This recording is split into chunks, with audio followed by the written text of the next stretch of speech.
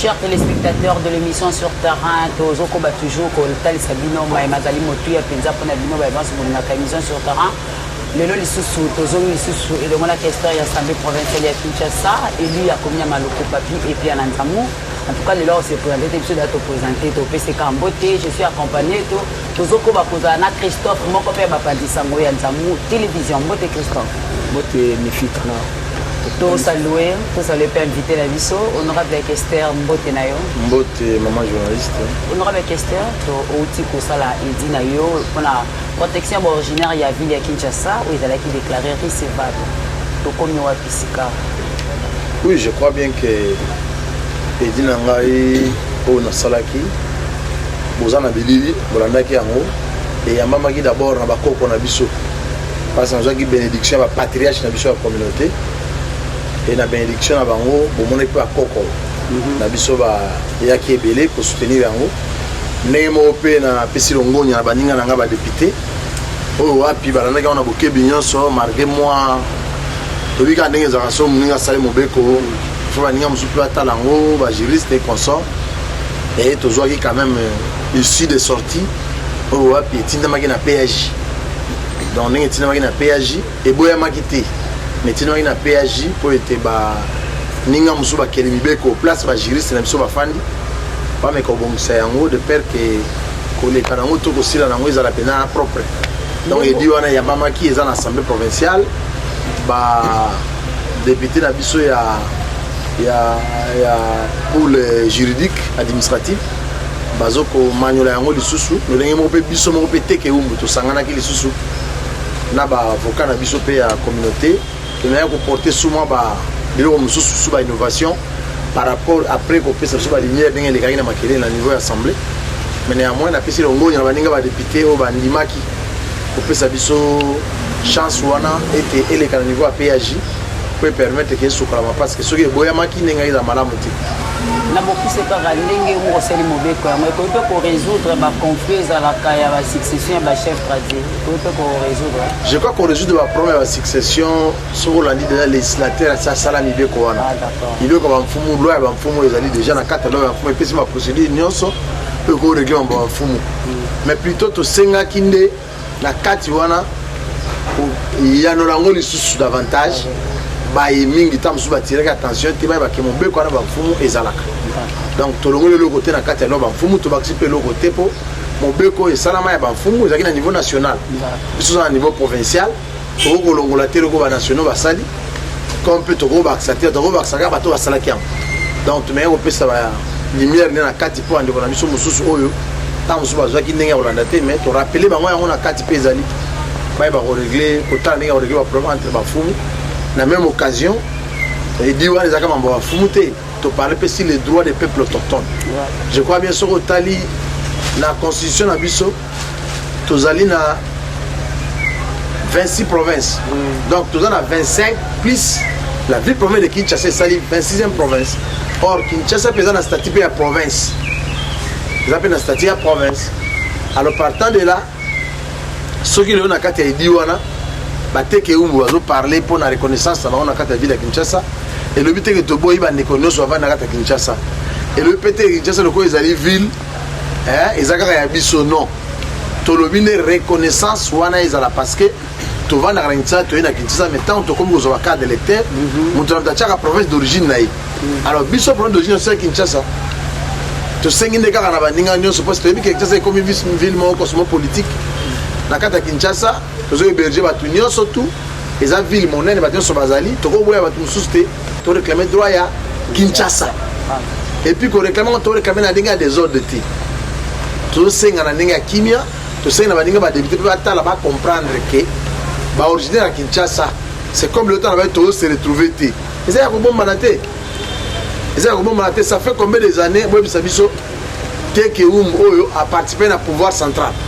Or constitution na biso mboke lobby bako ça gouvernement té ceux qui va province nous sont représentés té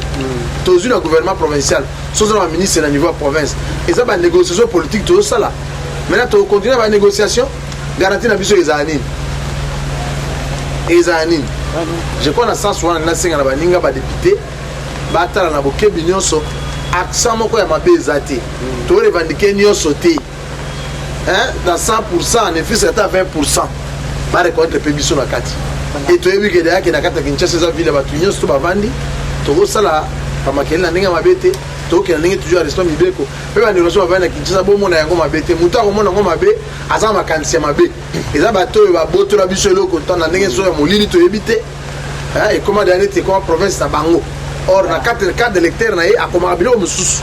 soki bongo te komaka Kinshasa tobeta lisolo sikoyo ya insécurité na vie province ya Kinshasa koyokaka ye mpe ozali na question akala avec débat lokola moponami ya ville ya Kinshasa mamela biso ngo ata mwa moke likanisi na yo na kati eloko nini motive yo par rapport ya question akala avec débat oyo nga nasali na ministre provincial ya intérieur nazali nabo molobeli ya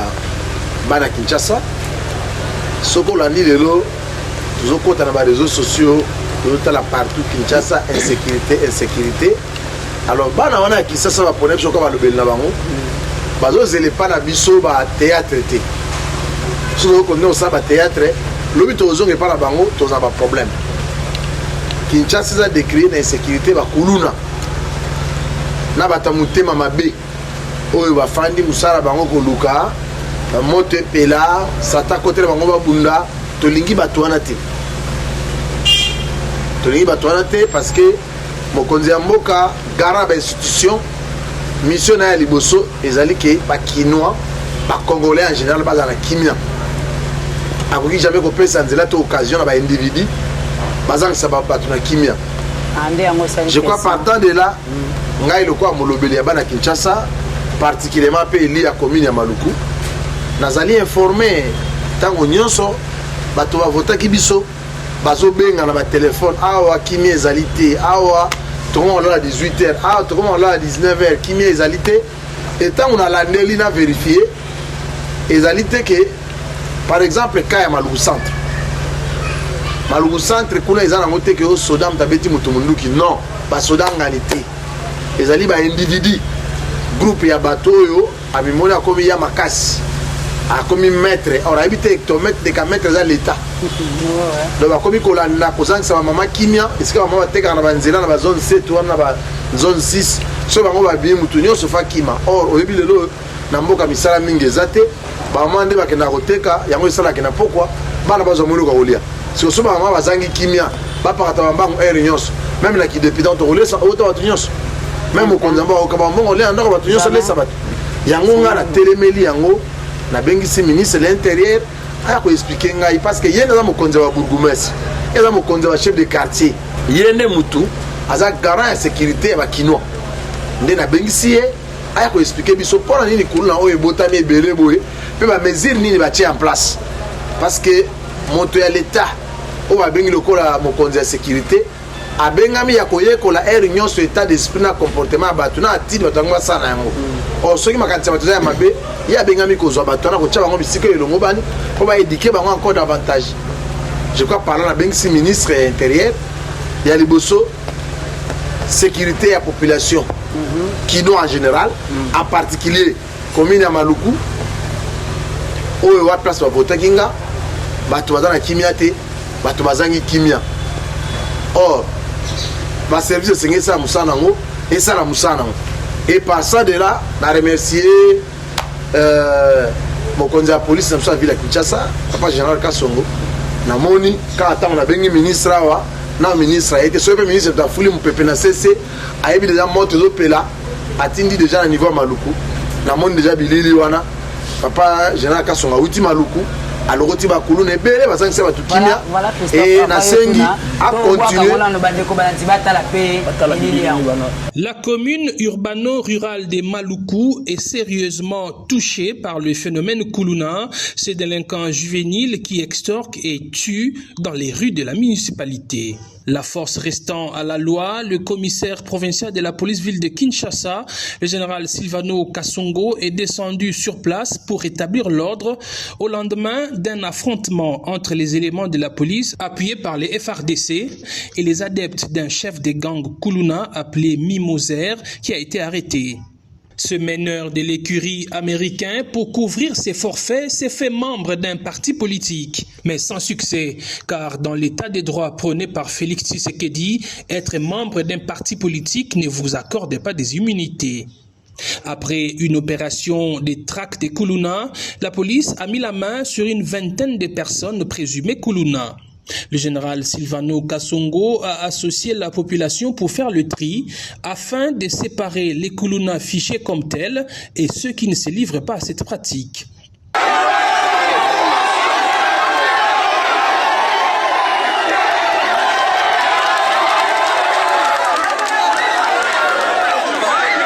Mais quand par mégarde, un Kuluna bien connu par la population a failli être libéré, les habitants de Maluku ont dit non.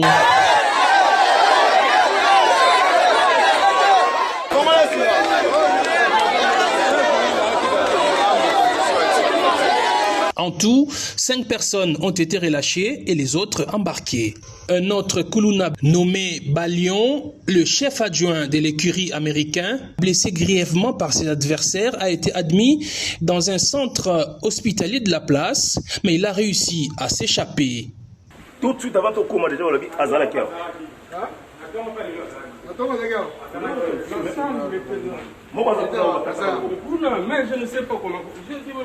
La police est à ses trousses. Il est un multirécidiviste, plusieurs fois arrêté. Il s'est même évadé de Kanyama-Kasese. Dans cet hôpital, le commissaire provincial qui était accompagné du bourgmestre de Maluku a plutôt trouvé une des victimes des Kuluna qui a perdu un membre de son corps après un coup de machette asséné par ces bandits. Le bourgmestre en appelle à l'augmentation des effectifs de la police dans sa municipalité. D'abord, premier effectif à la police. De deux, tout le temps, Mboka ils ont dérangé Maluku, ils ont toujours inkene. Naloba yango très bien à Bakonja Likolo. Inkene, Bawa Basaka Bamebulu na Bastrabak, Kinkole, Bangamanzo. So Basala Badega Kuna, Bangos Bayaka Okoya Awa. Parmi les personnes arrêtées figure cet homme qui joue le rôle d'éclaireur et d'agent de liaison des Kuluna. Il l'a nié, mais la population l'a dénoncé. Mais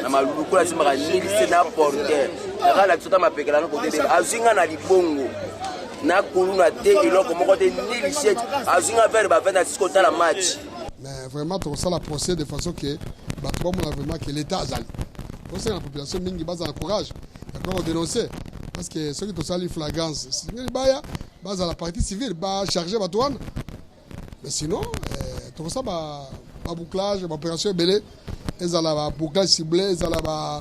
rap ba arrestation un peu tout ça la partie par là de façon que tout y a ordre présent dans Maluku tout y a ordre population et ça la confiance dans la police dans le service de sécurité beaucoup moins la mingité pour kitawa toko la gâté mais toko ya penza toko kanga batuana azala nani azala soutien nani toko kangaye mutuza kutia mobulu akusibiri ngalo. Répondant à une des préoccupations de la population sur la police basée à Maluku, le général Silvano Kasongo a promis d'y opérer des changements s'il y a lieu afin que le travail de la police soit efficace à Maluku dans la lutte contre les Kuluna. Nasengi alembate a continuer les choses qu'on traque bango parce que la population va dans la kimia. Tout ça qui est bientôt na enrôlement. Bientôt enrôlement. Banani va s'enrôler. Ils a peuplé. Enrôlement tout que nous sommes en enrôlement là. Ce qui est sécurité va s'enrôler n'egini. Ba tout qui ma tout ça banzela pour na ba nous sous va pas botama Nicolas à l'état. Non. Donc une question là avec des banana ministres ça n'a rappelé encore aya ko limbo la ba kinoa. Ba question on a tuna qui est ya makambo yozo même biso na kozanga kimia. Ils ont dit à quoi ma mesure ni bazui pour être ba kino en général puis en particulier la commune à Maluku dans la kimia et na bengeli so ya mibale na commune ya Maluku obi commune ya Maluku za porte d'entrée à ville ya Kinshasa commune ya Maluku makela mobule uteki kwa mutu ekoti Maluku ba hors la loi ba si ba bomi batu na kati bolana bilile belé na Maluku eza na 10 groupements coutumiers na minute là c'est les 10 groupements coutumiers 3 groupements attaqués groupement Mwanamputu abomaki 6 personnes batumbi ba mboka batunyo so bakiba groupement Mbakana dans le village Kibirika.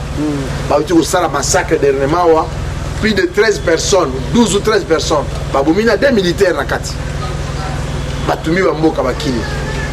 un groupement moins. Groupement moins et vous avez attaqué. Et qu'on a fait tout qui soit bomi bat, sopé à sopé le kuta. Or netolo abesusu village Bolingo na côté à Mampope kuna et ça toujours menacé. Alors par là, tout le ministre intérieur a toyeba ba mesure ni bazui. Et puis ba nani yango juste ba sala makambo wana. So esi bakangi, batona bakangi. Ba ça mi ça va na public. Ba kino amona kiza ba tenter ba parce que ça ça ba tekena bayaka. Or ba tekena bayaka na ebike le retour le bangara on le bali bosso ya presse ngana bali moi sanga mutabandu moi sanga mutabandu moi na ngali bosso na plus de 25 ans d'âge et ezanga mo ka raté ba teke belé to bala baton de belé depuis kala makambo ezala raté et salamate parce que makambo yoiti wapi est-ce que ezana batu mususu na cc bazo ngaba sa buzo bana pona ko zanga biso kimia de to bengi ministre intérieur aya ko limbo la biso ba ili ya Kinshasa pe aya biso ba mesure nini bazui pour sécuriser les restes parce que quand tu m'as okima un liboso na maluto perdre des électeurs na biso o bientôt que na mapone o va voter biso to perdre bango batana bazo ki ba changer ba commune ba changer ba mboka ne ba okimela to za difficulté ya moto ni to yeba banani baza la base makambona pe ba mesure nini ba konza Kinshasa ba zui passer makama maluko na kata Kinshasa commune organisation qui té et ko ta ba commune nyos vraiment ndena lolenga to bengi ministre intérieur alimula na bakinois a garantir biso sécurité de père que to la na kimia to na mukana kimia ezana motuya te kimia ezana nité parce que mokonzi mboka comme garab institution mboka yé azo trôner sur kimia à travers la république. Voilà, merci. Alors mutumo ba ko bo tabo mana matiti asala batu bisala sala ezala za malamuté peut to sengi ba renforcer ba disposition sécuritaire de père que bande on a vu ça bika na kimia mutamta bika na ndaku na ye. Merci on va papier tantôt toi ba ka pona question le adresser le ministre ça na likanissimo pona se wana te pona ko ce ministre ou bien ça kaka pour avia appeler ça ba explication concernant la sécurité surtout na commune à Maluku. Koko sa ministre ezalaka soki azangi ba régiment mais soki apesi biso ndimbola ya solo na makambo loko ya plateau de bateke e banda kala bakanga ya kokanga batona bazokanga origine na bango eza nini bana baotinda bango bakino balingi ye bango po elongola mbela kaka o bateke bayaka bakino balingi ye bango et puis bakino baza na poso bayeba ba mesure nini bazui pona ke bikamwane suka na place ezaleli esila parce que mutamtabika na ndako na ye mutabika ate ya kokima ya boye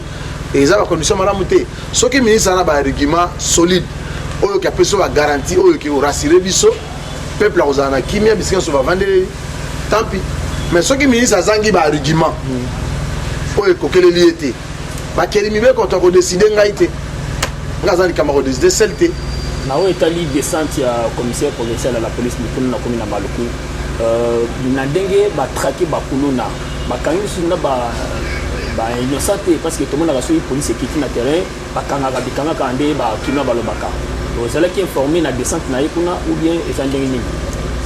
ngana za informé na descente na za surpris na mona na télévision c'est là où on a félicité bravoure ya mokonzi ya police parce que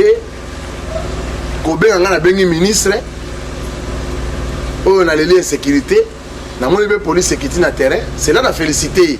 parce que tolingi ba action ndenge wana tolingi te ministre po eza ministre mtako kita na terrain pasa musalati ba instrument o l'état cha o esengeli yango ande esengeli ezala donc tolingi police na biso au travers le ministère de l'intérieur ezala à l'écoute ya peuple et puis ça la ba mesure à prévention et que les Cambodgiens comme là-bas tout est-ce que c'est va créer les Cambodgiens et comment les Cambodgiens continuer yango on n'a pas de questions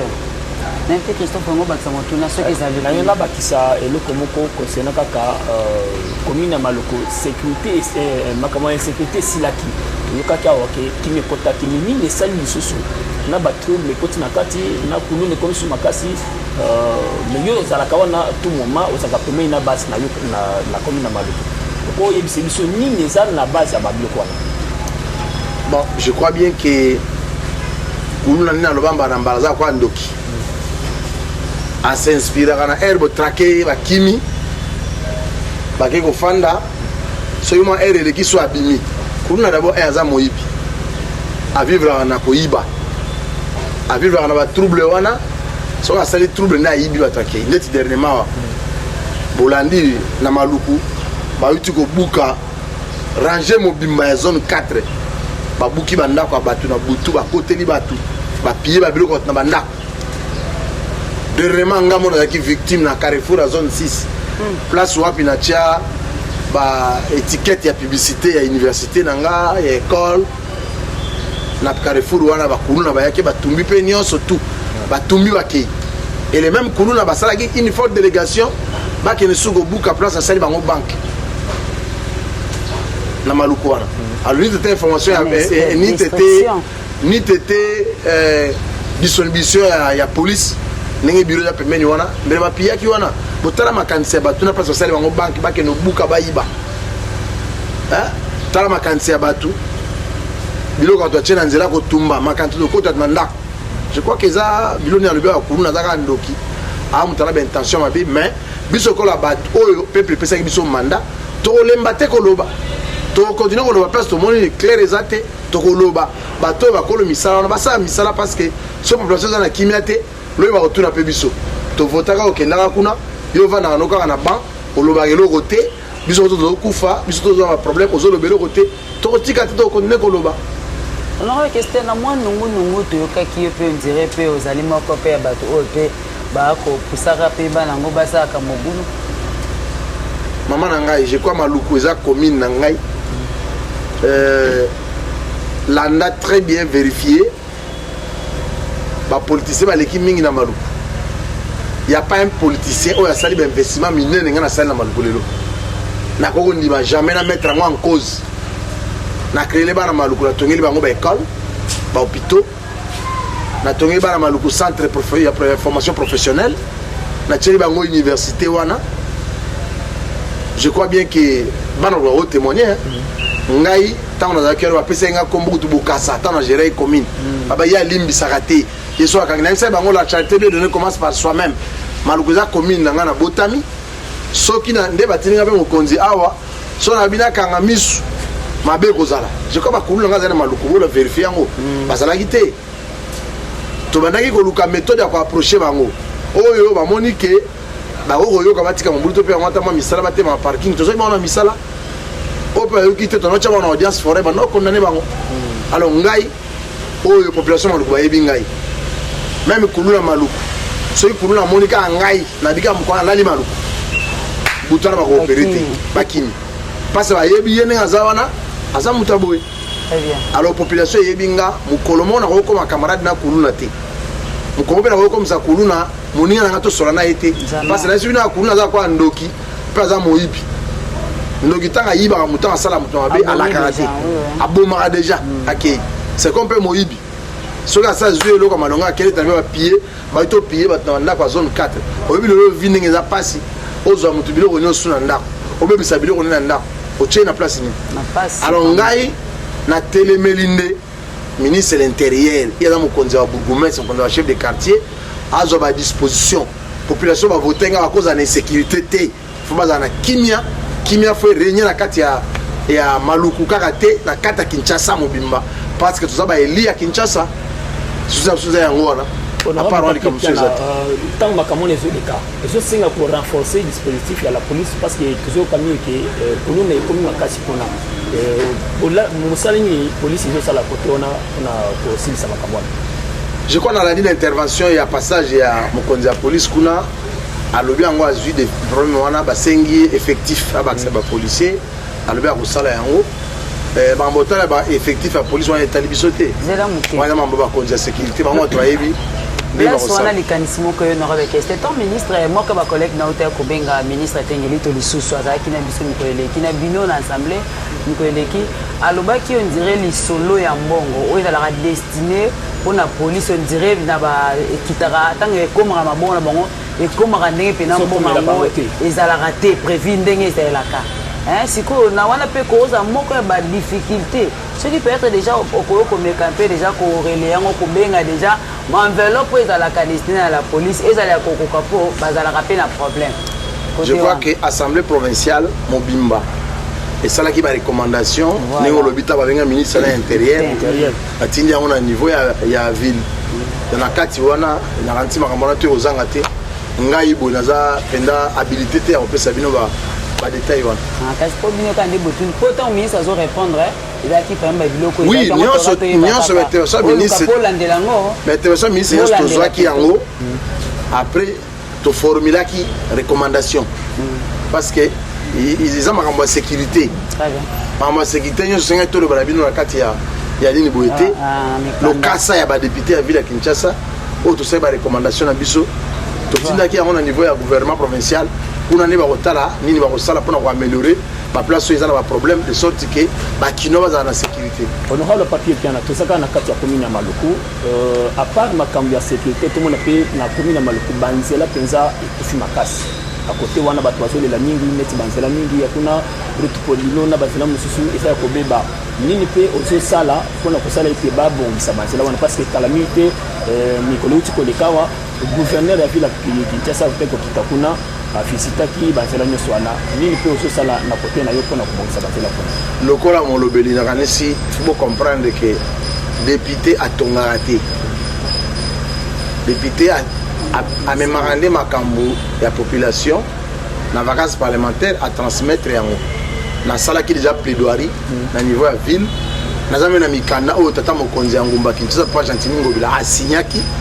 na société moko o esengé sala biso nzela je crois que tant on a landeli yango ba bito zela ils ont la carte ya ba processus parce que faut financer yango faut luka ba moyen toujours bunda ya kolela toujours auprès ya exécutif bakanisa biso pasi nzela nga foreza nzela oyo ezole isakaka bata malugute ezole isakisisa mobimba fufu masango banini to maka nzela wana tozo konde ko bunda kolela de sorte que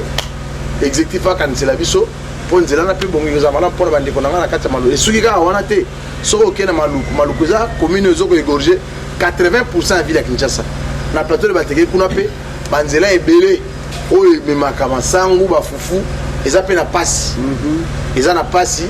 so ke ko banzela sko etondi ba mai moi biloko eza na kati kuna bima eza te donc to senga ipe kuna batala na ba financement au fournir de pesaka ba bongisa so pe banzela wana et to pesi longonya tamo konza mboka papa président Félix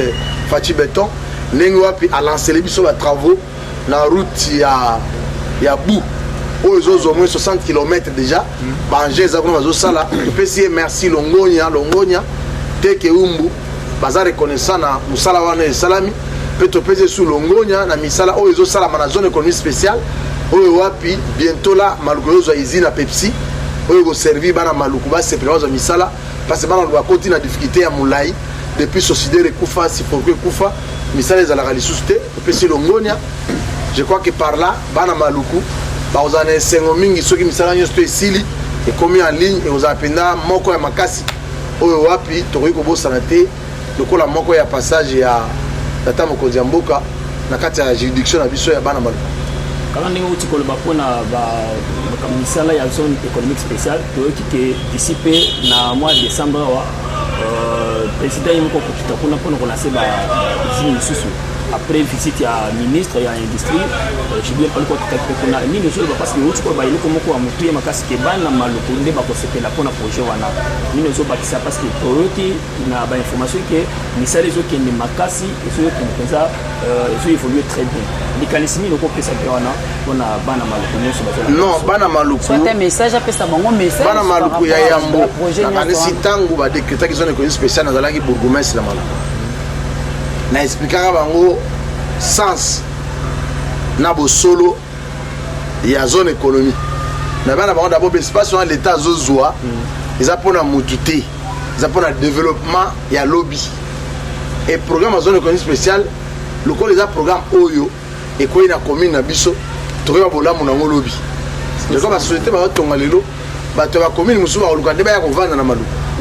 mais que au moins même la compagnie mingi pour avoir moto avant la musique ba banga ba quelqu'un me donne transport quelqu'un me donne ndako la lisae mais bien to vendre c'est pas ça maluku sozo bénéficier va accompagner ça bola mon abiso je connais bola mon abiso na senga na bana maluku ba fongola mitema ba jama kamana mabonde na senga ba onda bitine na senga ba pasteur na biso ba bonde la pona maluku parce que développement maluku sur la programme gouvernement na biso makamu mingi ba maluku za na kati pont Kinshasa Braza eza na maluku zone économique spéciale eza na maluku na senga ba pasteur mbamba na kuta na bango bachaka na ba prière pour bakale ezalate makamane comme la biso pour comme la biso mboka na biso pe et développer et développement mboka munyo so maluku faza ka député te munyo so maluku faza ka ministre te munyo so maluku faza ka ambassadeur te oya accompagner pas ça accompagner donc prière na ngai ezake misala wana ekoma na mboka na biso bana maluku ba se retrouver bana maluku bazo ba moyen batangisa bana ba classe ope otonga bandako batonga bandako oba bala baso bana pe basi mboka kende liboso mabote za na kimia et tozanga te ozonga salongo ya tamo konza mboka je vois tamo konza mboka soki azoya na maluku na décembre et ya koya na maluku toujours dans le cadre de l'action ya zone économique pour la landine na conseil des ministres o eleki ya sukawa tamo konza mboka betaki accent makasi pour la zone économique ya zone économique spéciale je crois que eza sengo na biso bala maluku to yamba ngona esengo to fongola mitema na biso et yango nde bola mon abiso parce que sans développement tout disparaître développement ils ont des sociétés voilà donc comme la souka la télévision c'est les temps on aura avec Esther tant chose dans les loba ya koloba na population ya maluku et puis aussi aux président de la fondation peut-être il y aura un message na ba membre na yo pe bana maluku to pe moko ya likanisi to posa ki nango besoin au loba pour na le lobité au ko koloba na bande ko balanti o bazolanga yo. Bon, nazoloba awa te le ko la président fondation parce que c'est conseil de fondation les gens masanga to sanga na mopanzi voilà na bili le ko amolobeli ya bana maluku pe ya Kinshasa en général parce que bango ne baponaki biso po to lobela bango makambo na bango tango yo nyonso likambo ebimi o ezozangisa bango surtout kimia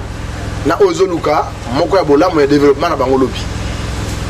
na kosenga na bana maluku nyonso o bazola na moma oyo na bana Kinshasa en général to perdre espoir te parce que lobby ya mutu eza ndenge okanisa so okanisa mabe okomona mabe so okanisa malamu okomona malamu to tia toujours mboka na biso na mabondeli avec espoir to se retrouver avec espoir to se retrouver to longola désespoir et puis to telemela bato nyonso ya makanisi ya mabe o bazala makanisi ya kobebisa bandambu toza nango so de muta bongisi ndako ne akofanda atie moi TV na ye moi kiti na ndako alongoli moi charge moi azaki nango mais bato bazo arrêter abuka ndaka bato abebisa biloko bato to dénoncer bango bato bazo panza mobulu basa to dénoncer bango parce que so to tiki bango e ko za malamu te le kwa molobeli na bino na kolemba te koloba o na moni za malamu te le ko la paix moko originaire la ville à Kinshasa na sengi na bateke umbu apesa biso confiance papa biso maboko tokoloba o eza pona droit na bango tokobunda peke ezala ka ndenge wana de sorte que nyonso kene malamu na pesi longonya na équipe mobimba ya ba journaliste oyo to solo na bino lelo na pesi pe loboko na baninga na nganyo suba député bazo sunga biso mobeko na ngele kamalamu na pesi pe longonya na mokonzi ya nguma ville akisa pa gouverneur na biso oyo wapi tozozela bana maluku bazozela après yaki maluku asala mo eloko pour on peut sepela et vous amala mingi. Voilà. Merci beaucoup. Merci Bissone to ko remercier le mona Christophe na ndenge aussi peut ko so na biso lisusu na mokolo ya lelo c'est la fin de ce numéro. Merci Christophe. Merci